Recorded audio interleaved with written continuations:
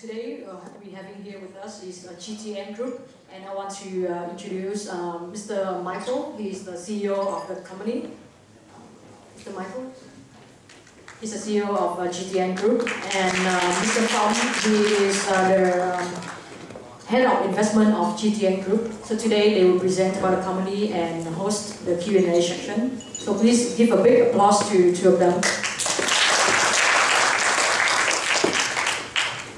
Big applause sounds awkward because we're just business people, but and I can't tell jokes. But I hope that at least at the end you find this informative. I'm Michael Rosen. I'm the CEO of a company called GTN Foods, and we're an agriculture and food company in Vietnam. And Mr. Phong, my colleague, is head of our, we call it investment banking, but it's basically the division of our company that went out and raised money so we could buy state-owned companies in agriculture and food. So we're basically a roll-up in those sectors. The companies that we purchased over the last 2 years, our star is a company called Mok Cho Milk, the cows on the upper left side. And to us, Mok Cho is the true dairy or milk company in Vietnam. And I'll explain what I mean, because obviously there's an enormous company called Vinamilk that we're very different from. The second biggest asset that we have is a company called Vinatea.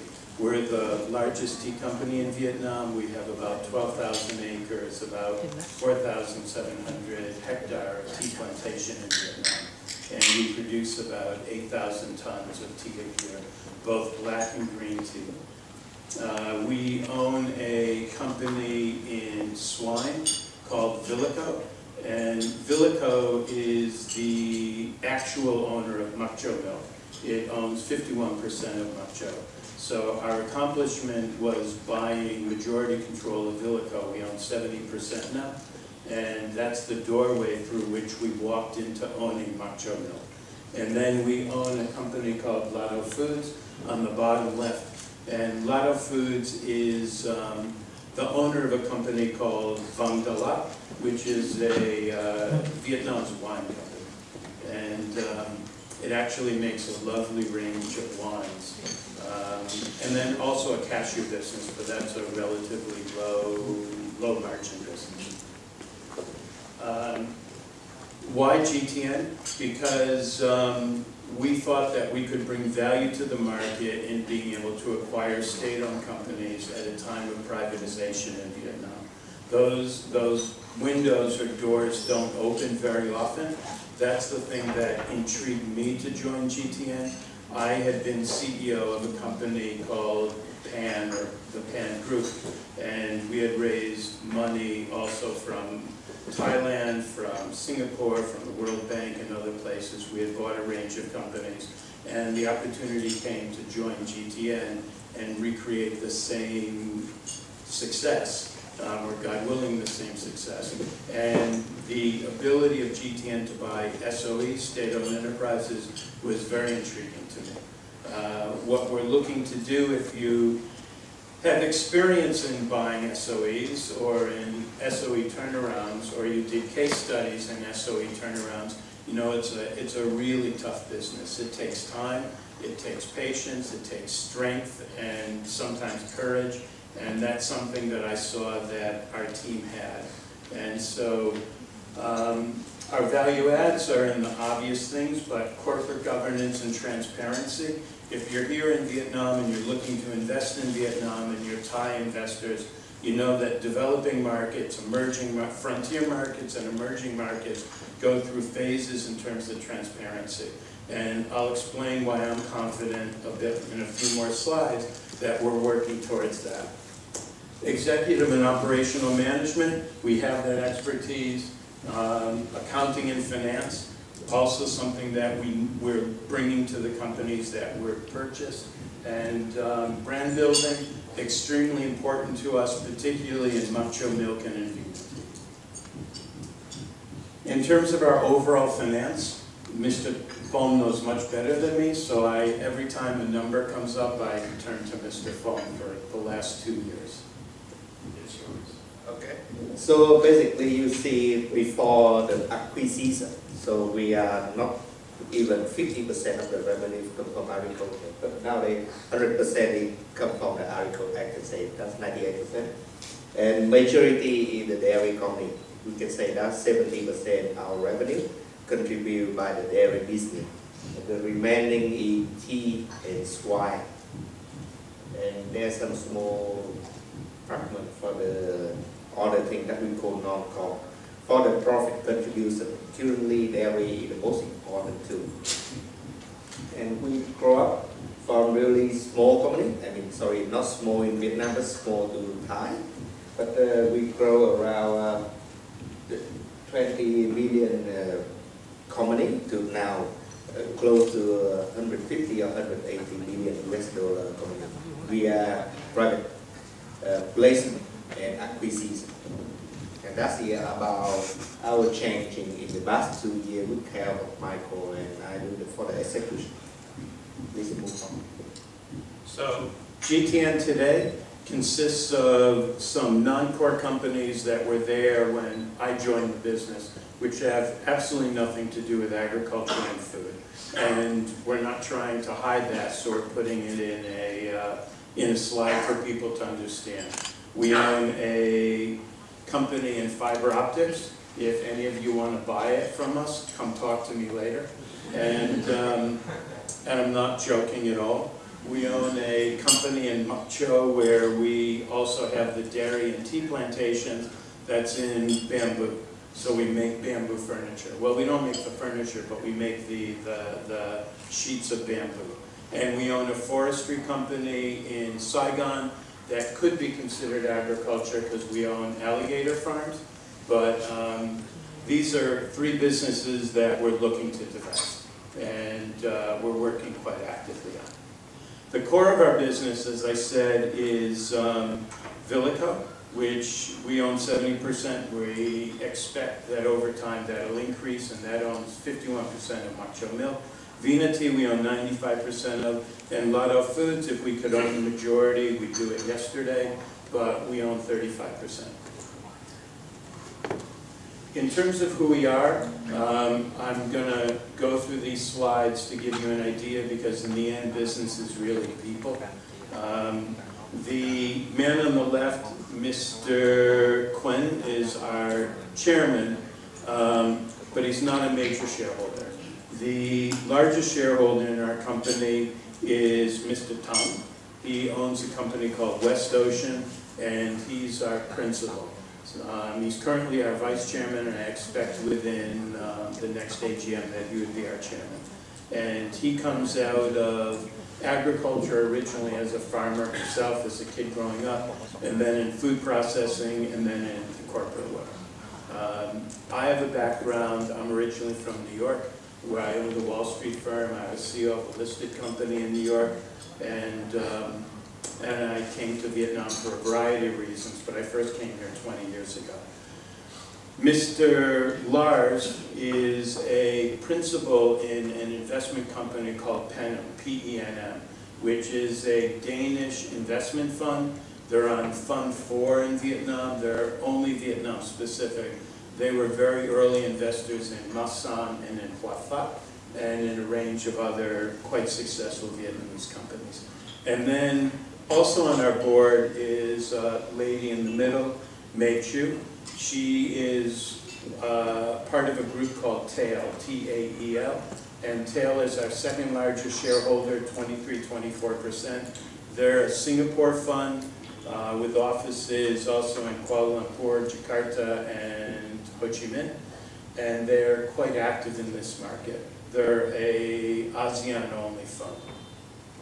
The other 2 gentlemen are gentlemen who run key businesses for us. Mr. Tien runs Vina Tea, and Mr. Homine runs Villico. I want to mention one man here on the far, well, 2 men. On the far right is a man named Mr. Min. He has recently joined us as our CFO and I think it was a major step for GTN to bring in a senior person from Ernst & Young who had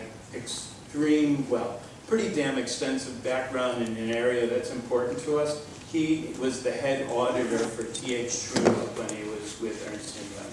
So we know he has a quite good background. He's a capable CFO, but he also understands this industry. Maybe the smartest man in our entire group is Mr. Chien.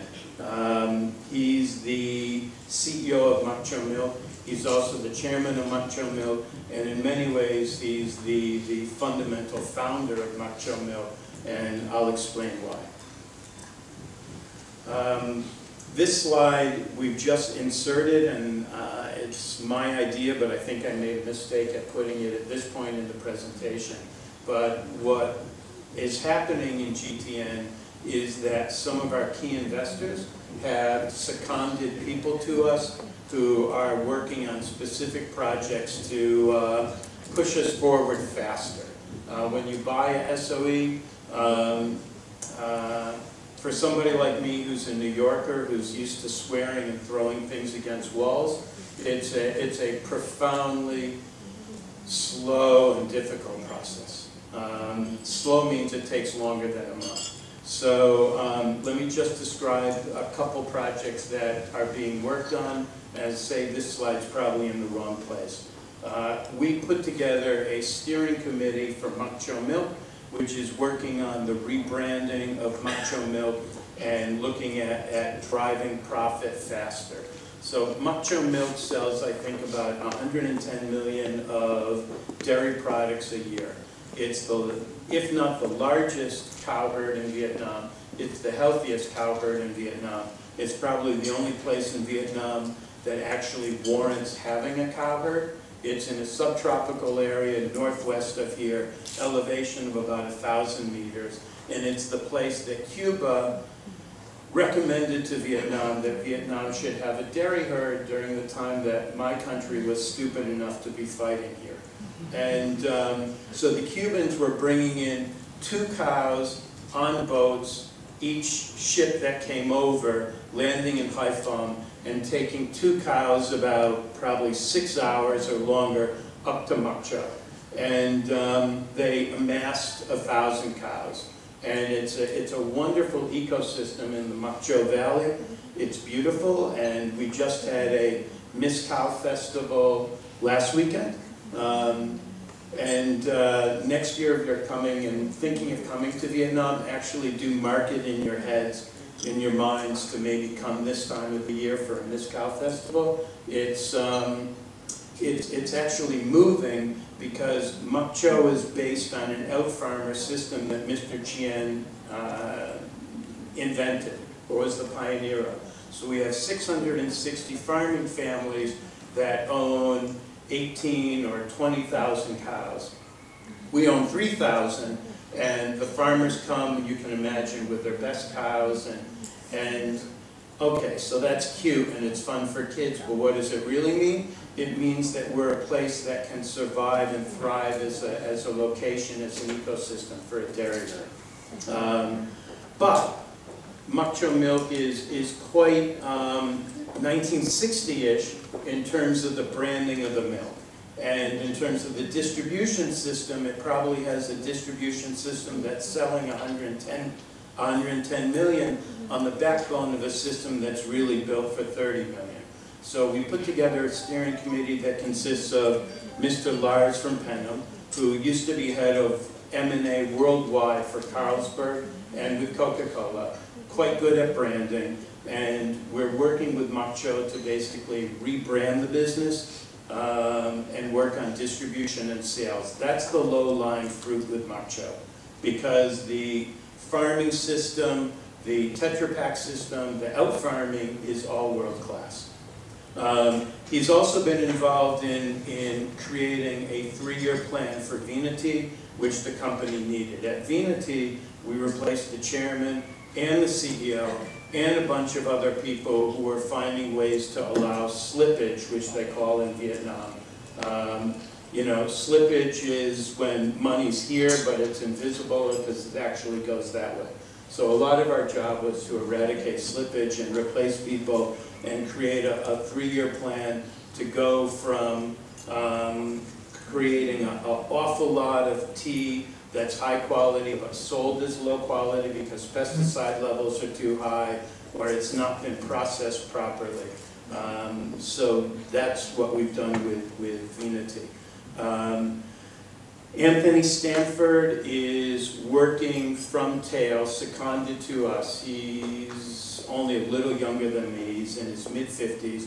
He spent 20-something years in the ex-Soviet Union working on restructuring companies. And he's an expert in distribution and sales, so he's working with Makcho Milk on restructuring, distribution, and sales. The same with VVI, and the same with Makcho Bamboo. Mr. Son does the same thing, but on a financial side. Haneo is a company that owns about 5% of us. It's a Korean company. We're their first Vietnam investment. There are leaders in Korea in animal feed, particularly in swine and in dairy. And they're working with us in rationalizing our swine business and in improving our dairy feed and manure problems. So who owns us? We're slightly majority foreign owned. If you're a retail investor, you don't care about this slide, but if you're a smart investor, you do care about it. So 27% were owned by West Ocean, which is Mr. Tung, 22% by Tail. The rest of the investors there are all institutions except for me. I own about 4% of the company. And the institutions are primarily from Singapore, some from Bangkok, and Deutsche Bank and things like that stand for themselves. Makcho Milk, I think I've talked too much and Mr. Fong should talk. Okay, let me handle this. So we together done 1,000 presentations already, so we know what is can do. So let me talk about the Makcho Dairy. So Makcho Dairy, they are, Michael sometimes say this is among the only few dairy company in Vietnam. That's true because you don't find any place in a tropical country to have the cow, and we look key for us that we can acquire a company that has really good location for cow because that is subtropical. And they not 5-year company, they not 10-year company, they already operate more than 50 years. They come from state-owned enterprise, from the collective farm and spin off and become the private company. And they grow naturally. At the beginning, they receive cow from Cuba and they produce a lot of milk. They do the condensed milk, they start to do a little fresh milk, and then they figure out they cannot keep the fresh milk longer than 1 week, then they sell material for Vietnam milk. But in 2003, Mr. Chien, who turned to be CEO after 15 years working for 10 years working for Makcho Dairy, he said he cannot do it anymore. And then he decided to build the first factory with the tetra machine, and they produce the USG dairy product so they can keep for shipment, and then they start to grow up from less than $1 million revenue to now today $100 million. So they grow really consistent over the past 20 years. And what they achieved, they had 14% market share in the north for the liquid milk, according to Tetra Pak, who is the supplier, monopoly supplier for the packaging in Vietnam. And the other Vietnam milk, everyone knows for sure. And we had the Ficland Cabina and we had the PH milk. So they among the big. The problem is they are growing naturally. They don't have the they haven't updated their branding and they not really operate the sale across the country. So they only been in the north of Vietnam. So they stop around in the middle of the center and they start to expand in the south. But they need better system management to move it. So they start doing that. So think about this story. Vietnam Milk, they IPO in 2007. And after that, they have the foreign investor acquire the big portion, and the foreign investor bring the marketing agency and advisor, and so boost the Vietnamese to transform. So dairy, they done it 10 years later, exactly 10 years later, and we are boosting them to move forward, to transform their marketing, and transform their branding activity, and transform their sales activity. For the production, they're quite good. Right? Before I'm talking about the production, I will, before Pan invest in GTN, so one of their process is hiring commercial DD. So they hiring AC Nelson to evaluate the brand, to see is it correct to invest in the company, and this the report finally surprise everyone because they see that the brand score of the Mokchom dairy not bad, they quite good, and they almost close to TH Milk, which is considered second tier in the second player in the market, and they can surpass easily because TH Milk they have across the nation, but we only in the north, so they have the chance to win the second position, so they decide to invest, and according to them, the quality best. The only problem is the branding activity, make people don't confident in the product, and that's a good problem. So that's why we feel excited to finish that with raising fund and then acquire the company. And the company here, this is the location. If you visit next year, you want to go there, I'm happy to tell anyone to take you there because that's in the long road. You can, in the middle of nowhere, try to ring the local liquor and wake up in the morning to visit the cow farm and visit the milking. And the good thing, this is the ecosystem. Why they have the ecosystem? Because they have the island, it's partly flat, so you can do the big side of the farming, and they growing the cow, the local animal food supply, and the majority from the corn, because they are the northwest and in the highlands, so they can grow corn and feed for the cow. So they only import a small amount from US for the alpha grass to make enough for the nutrition, and that's the most important part. Because whatever the cow eats, they can produce exactly the quality of the milk. That's one of the key points. So the company, they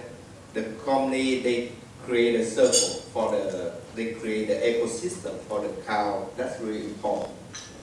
And the company buy the corn from farmer, then mixing to the TMI, sell to the farmer with exactly almost a little profit. Why? Because they want to maintain the quality of the dairy, and then they buy the whole dairy from the farmer and to pack and then sell to the market.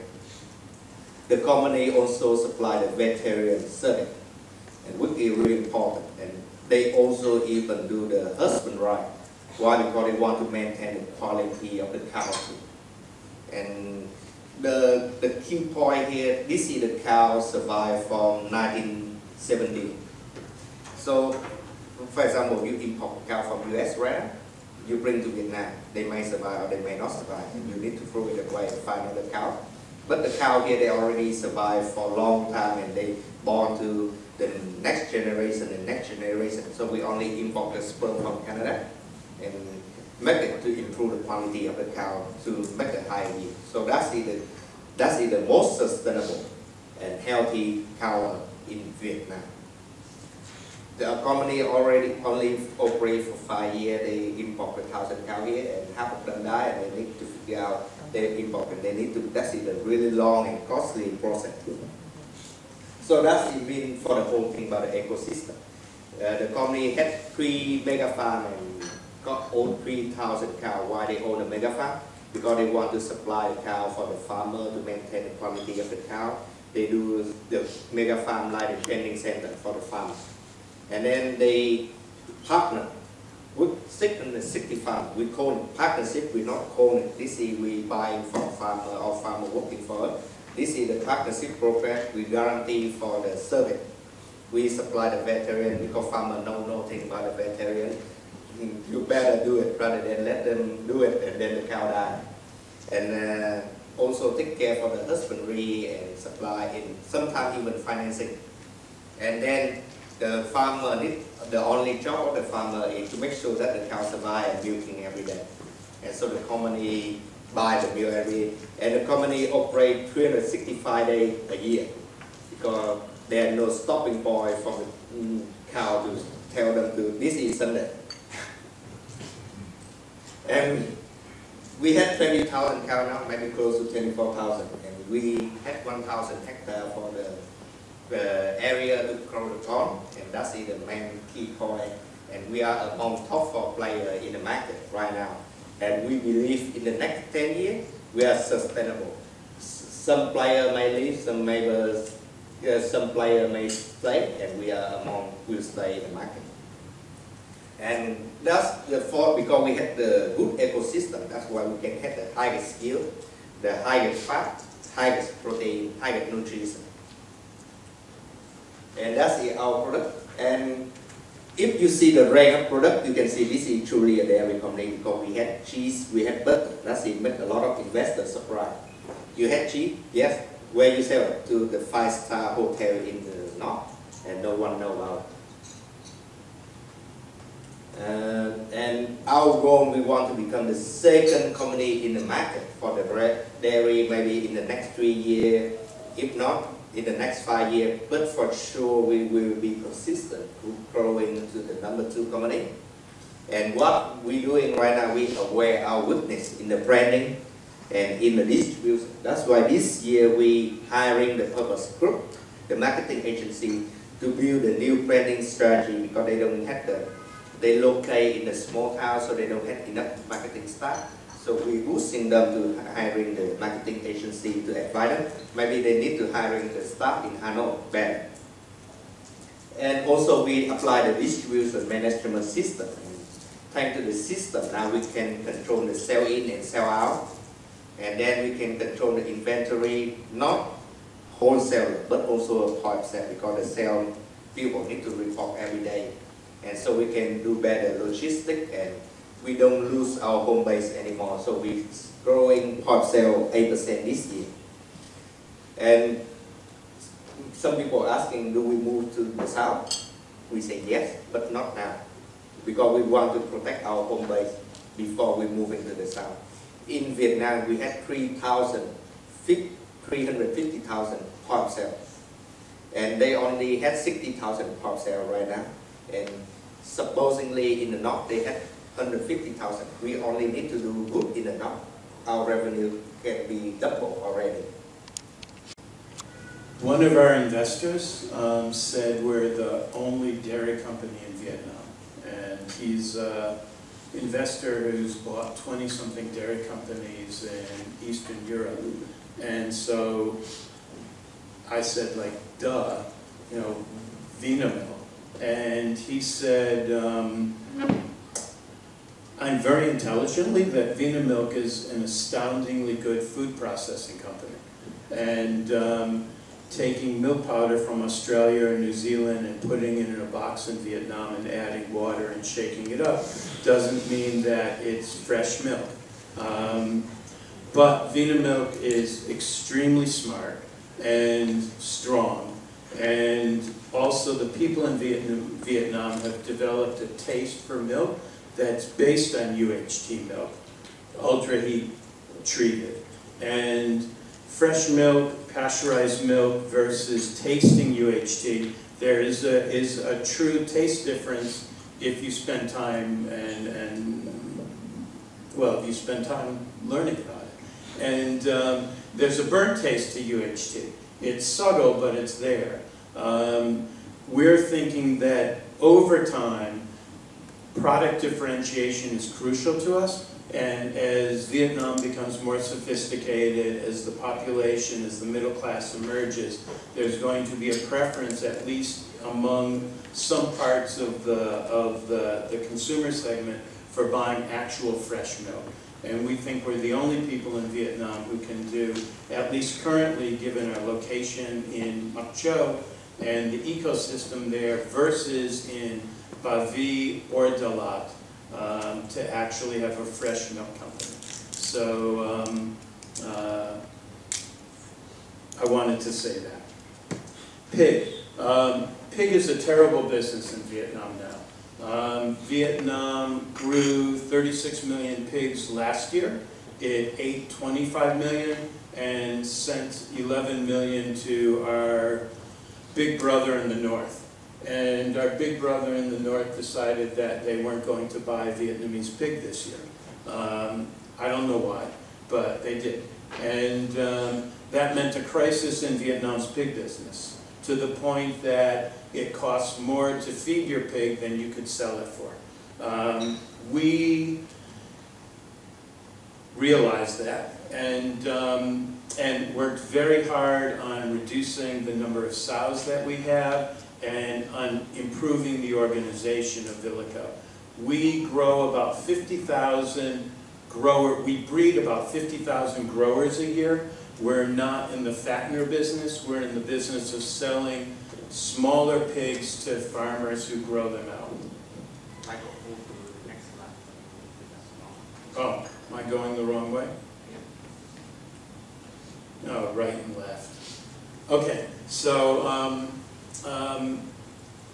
there's a question for us whether this is a logical business or not because we're a small player. We're doing 50,000 pigs a year while Wafat and Masan are doing 500,000 or 1 million pigs a year. The business is an extremely cyclical business. It is across the world as far as we see. And in downturns like this, it's either an opportunity because so many people are going to be driven out, because so many family farmers are going to give up, it's an opportunity to grow strongly. We decided that we were going to take the opportunity to really change what happens in our Dam Dao farm, where there was a heck of a lot of slippage, and not invest seriously in growers. We thought we'd entirely stop the breeders and grow to fatteners. We decided not to do it. We were more conservative. The Hanil people came in and spent weeks and weeks with us on their own dime, helping us to understand how to reduce costs, how to reduce theft in the company. And I think we've done that a lot. We should be very lucky if we end the year basically on a break-even basis. But whether GTN is going to sit there and make the commitment to grow to a critical mass of 500,000 pigs a year or not, or whether that's a good use of our time, there's a difference on our board in terms of that. But it doesn't make sense just to stay in the business as it is, because if we made 500,000, if we made 1 million, it's not going to move the needle for us. Our main farm is near the airport in Hanoi. It would be a good golf course in my opinion. But that's just my opinion and I'm one voice. And there's people on our board who've heard me saying this, they might say, oh my God. Veneti, I think I'll talk about Veneti a bit.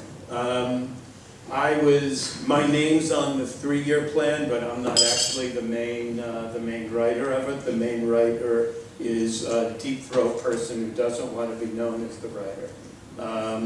But Veneti is really interesting to me. It consists of the biggest tea plantations in Vietnam, 12,000 acres.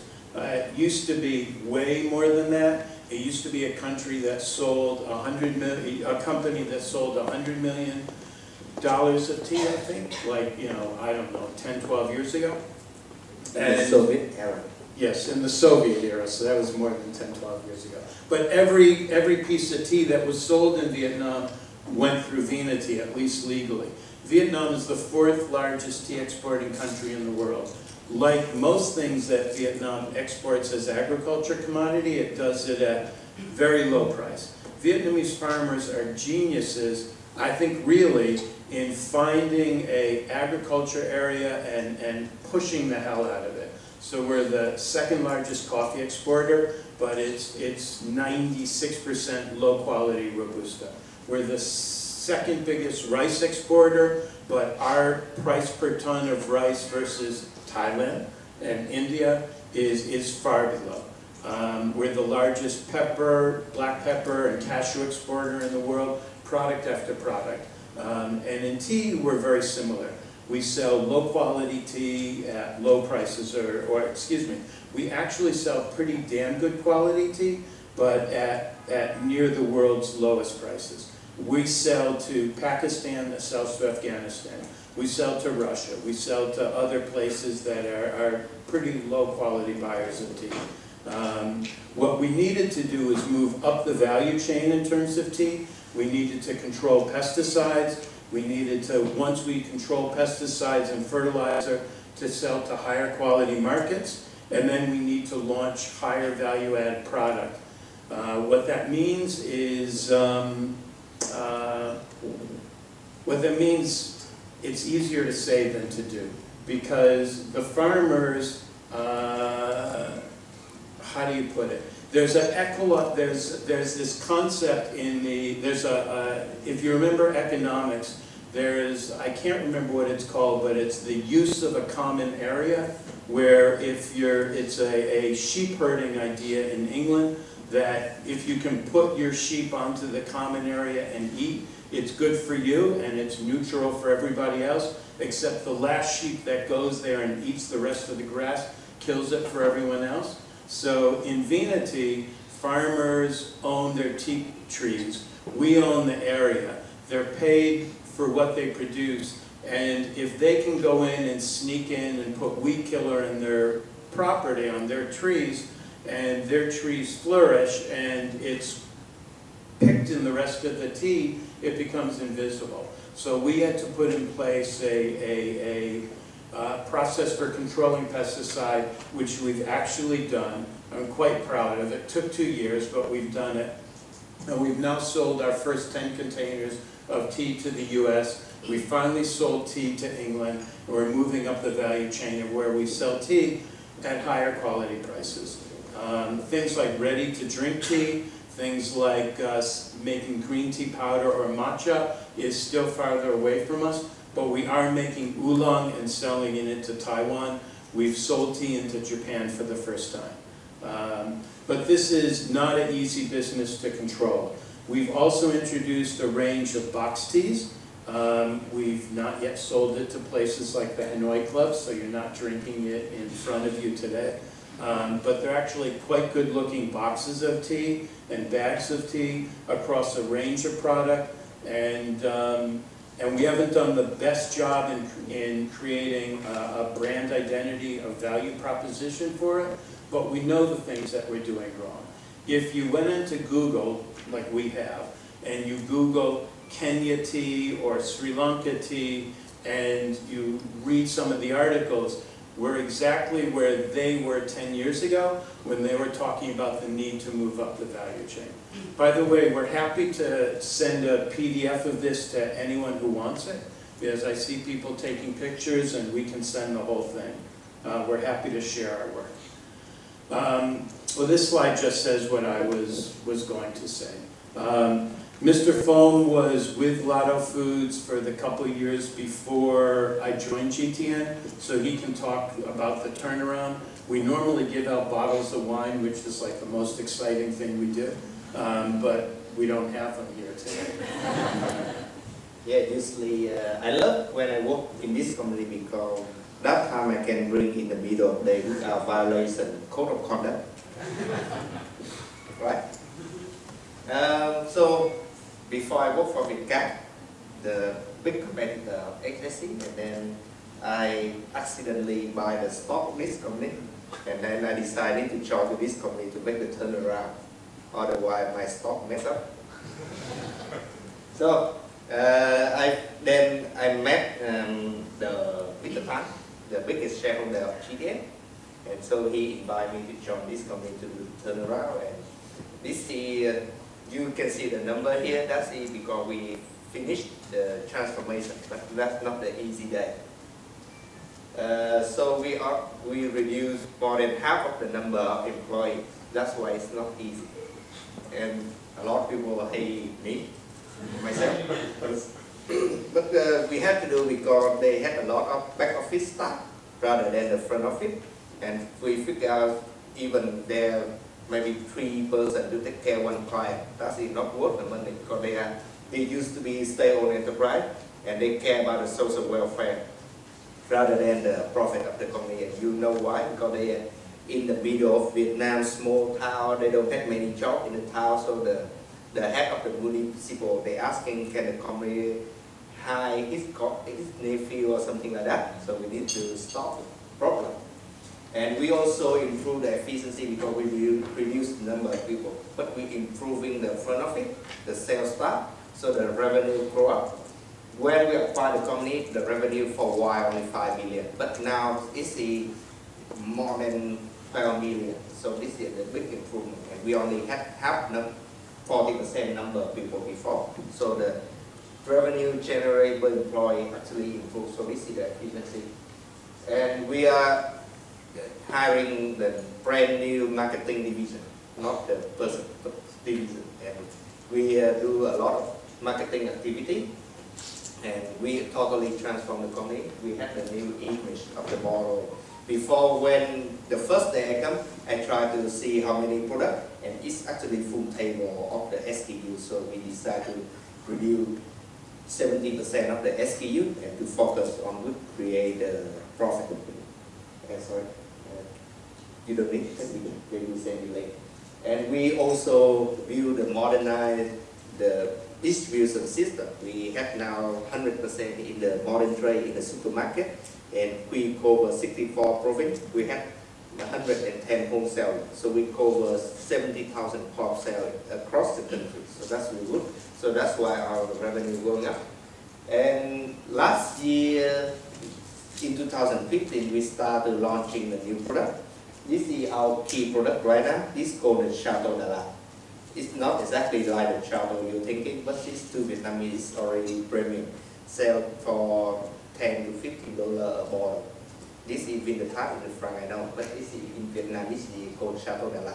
And in 2015, the revenue only 200,000 US dollars. But last year, this grew up to 800,000 US dollars. So the revenue moving up. So that's the 4 times. So this is why I say for the future, the key driver is the new product. Last year we launched sparkling, and they sold now completely last year. And this year we continue to launch the new product while the company finished the transformation. They have good brand right now, and they're ready to grow.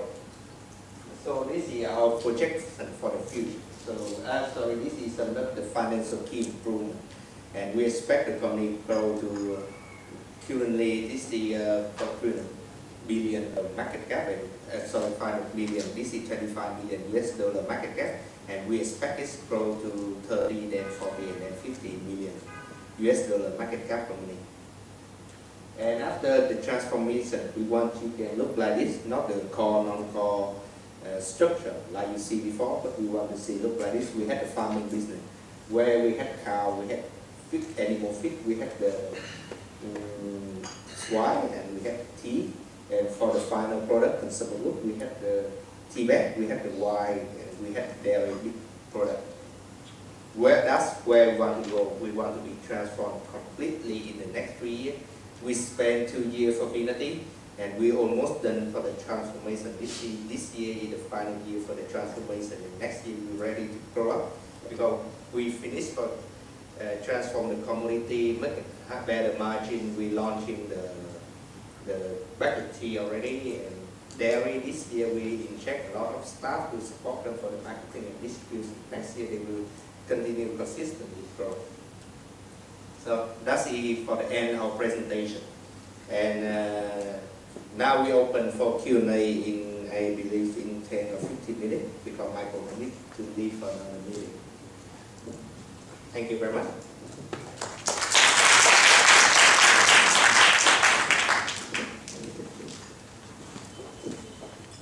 Any questions? Yes.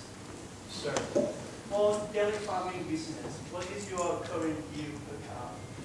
Oh, that's probably high. Can consider the highest in Vietnam. Yeah, I say 26. 26 in, on average, because they cow, there will be 3-year-old cow, 5-year-old, 10-year-old, so the different. But the highest can be 60 liters a day.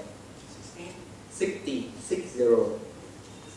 Yeah, there's some cow, because we just do the cow contest. Michael mentioned about the mixed dairy. So the best perform cow can be 65 liters a day, but that's in the mature cow.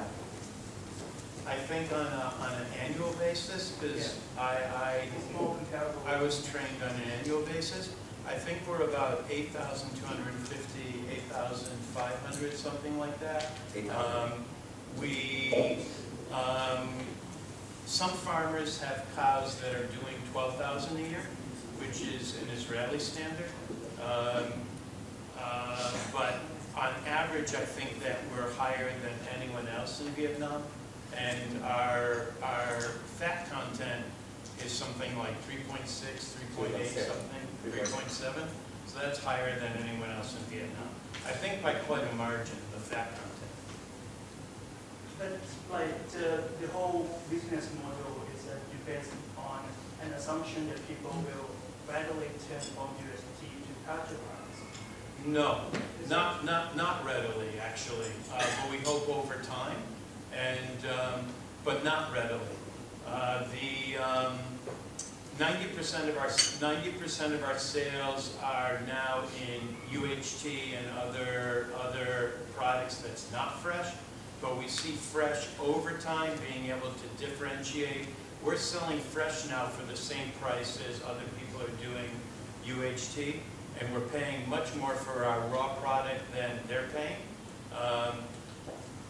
But we know from sales feedback that if we can increase our cold chain, which is costly, and we can reduce our distribution costs, because we're tripling up in our distribution costs, our distribution and sales, the same way that Foam said that Vang Dalat was doing.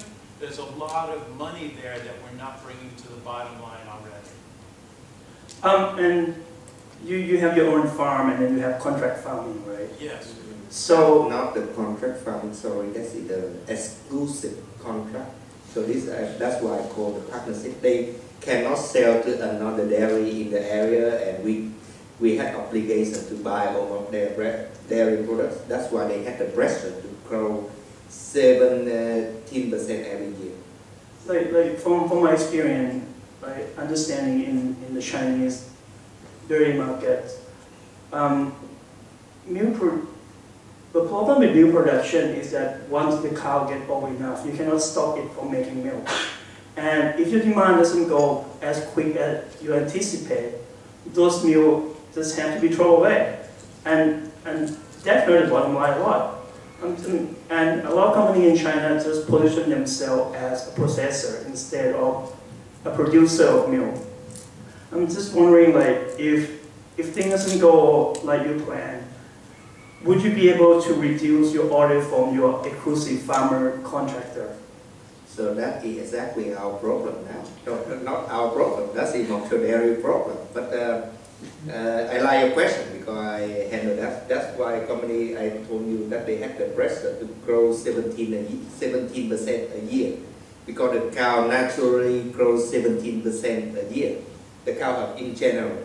And they milking better and better. So Mr. Chin, he not 5 years CEO, he not 10 years. His entire life to be at the CEO of the company. So he really care about it, and he thinking every day. He woke up early, 6 a.m. in the morning, and thinking how can we expand the distribution to observe all of the dairy from the farm and from the company.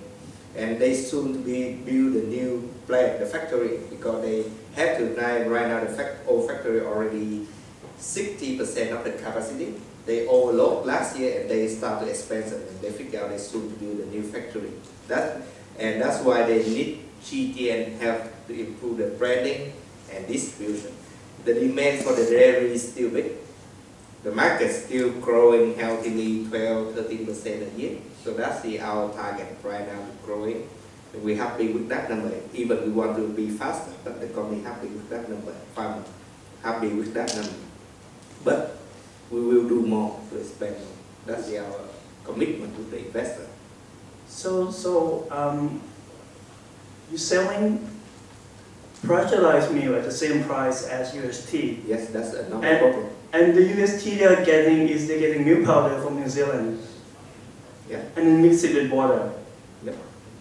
then you have to sell at a loss because you cannot produce milk as No, cheap we as you still do. make the profit. The company still make a 9.5 net profit margin every year. We know it's even can be higher because the farmer get the biggest margin.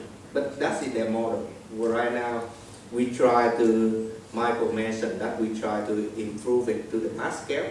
So we can save a lot of cost in the distribution. We can save a lot of cost in the, even we can save some cost in the production. So then everything transforms to the marketing activity. And when we increase the branding activity, we can get the loyalty. And when we can get the loyalty, we can increase a little bit premium for the fresh milk. Because fresh milk is supposed to be higher than USD. But right now, even last year, you cannot do it right now because the loyalty is not really good. And if you increase the price right now, you even lose the market share. So in the economic one, you want to be in elasticity rather than elasticity. Right now, people consider you like the commodity rather than the branding company, right? So that's what we are trying to do, and we tell the truth. We tell exactly via our slide that we are doing on that one. Okay. Then I suppose your competitor would be Dalat Milk. Not where Dalat Milk now be acquired by TH Milk, and I've been in Dalat during the time that TH Milk acquired the Dalat. So Dalat, actually the Dalat product and TH Chumi product is exactly the same. So you have two farms, one farm in the north, one farm in the south. That's not true because maybe sometimes you build a farm in the south can cost more than you continue to grow in the Mokro area because the Mokro, they had the ecosystem.